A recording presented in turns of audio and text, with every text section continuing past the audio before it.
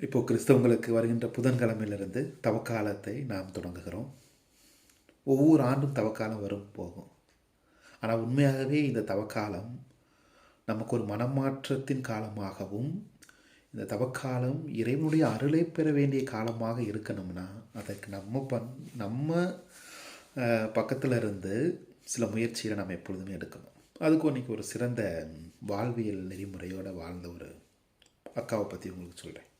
இப்போ மேலே பாருங்கள், அந்த அக்கா இருக்காங்கல்ல, இவங்க தான் சமீபத்தில் சமூக வலைதளங்களிலும் எல்லா இடங்களிலும் அதிகமாக பேசப்படக்கூடிய ஒரு அற்புதமான அக்காவாக இருக்காங்க.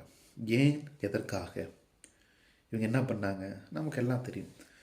நல்லா பாருங்கள், ஒரு தூய்மை பணி செய்யக்கூடிய அந்த அக்கா வறுமையின் சூழலில் இன்னும் இருக்காங்க. அந்த வறுமையின் சூழலில் இருந்தாலுமே கூட அவங்களுக்கு கிடைக்கக்கூடிய அந்த நகை ஏறத்தாழ 45 சவரன் அப்படின்றாங்க. அதை அவங்க திருடிட்டு போகலை, வேறு வீட்டில் போய் எடுத்துகிட்டு வரலை. அங்கே வேறு சில கீழே கிடக்குது, நம்மளுடைய லாங்குவேஜில் சொல்லணும்னா கீழே கிடக்குது. அது அவங்க தான் எடுத்துகிட்டு போகிறாங்கன்னு தெரியாது, கண்டுபிடிக்கிறதுக்கும் வாய்ப்பு குறைவு. ஆனாலும் அந்த அக்கா என்ன பண்ணுறாங்க, இது என்னுடையதல்ல, நான் சம்பாதித்ததால் வந்ததல்ல, என்னுடைய உழைப்பினால் வந்ததல்ல, இது பிறருக்குரியது அப்படின்னு என்ன பண்ணுறாங்க, அதை கொண்டு போய் காவல் நிலையத்தில் கொடுத்து உரிய நபிடம் கொடுப்பதற்கான முயற்சி செய்கிறார்கள்.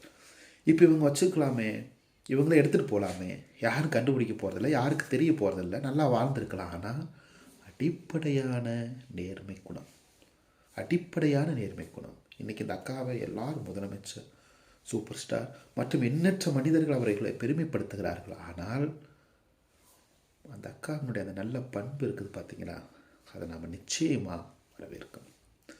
நம்மளில் நிறையா பேர், நான் உட்பட, நமக்கெல்லாம் என்னென்ன இன்னும் நமக்கு வேணும், எப்படியாவது அடுத்தவங்க சொத்தை அபகரிக்கணும், எப்படியாவது சூழ்ச்சி செஞ்சு நம்ம சம்பாதிக்கணும், இப்படித்தான் என்ன இருக்குது. ஆனால் வறுமையின் சூழலில் தனக்கு போதுமான பொருளாதார வசதி இல்லாத நிலையிலும் கூட இது எனதல்ல, எனக்கு தேவையானதல்ல, அடுத்தவருடையது, அடுத்தவர்களுக்கே போகணும் அப்படின்னு நினச்சி தக்கா செஞ்சாங்க பார்த்தீங்கன்னா, இதுதாங்க உண்மையான நேர்மை. ஒரு கிறிஸ்தவர்களாக இந்த தவக்காலத்தில் இந்த 40 நாட்களை நீங்கள் சரியாக கடைபிடித்து இறைவனுடைய அருளை பெறணும்னா இந்த அடிப்படை நேர்மை நமக்கு இருக்கணும். என்ன அடிப்படை நேர்மை? நீங்கள் என்ன ரெசல்யூஷன் வேணால் எடுங்க, இந்த 40 நாளில் இப்படி இருக்கணும் அப்படி இருக்கணும். ஆனால் அதையெல்லாம் நேர்மையோட, மற்றவங்களுக்காக அல்ல, நான் நலமாக இருப்பதற்கு அதை கடைபிடிக்க முழுமையான நேர்மையோடு செயல்படுகிறேனா என்பதை சிந்தித்து பார்த்து இந்த தவக்காலத்தை அனுசரிக்க முயற்சி பண்ணுங்கள். உண்மையாகவே இந்த தவக்காலம் உங்களுக்கு அருளின் காலமாக மாறும். நமக்கு பைபிள்லேயே ஒரு வசனம் ஒன்று இருக்குல்ல, நேர்மையான உள்ளத்தோர் பேறு பெற்றோர், ஏனெனில் விண்ணரசு அவர்களுக்கு உரியது.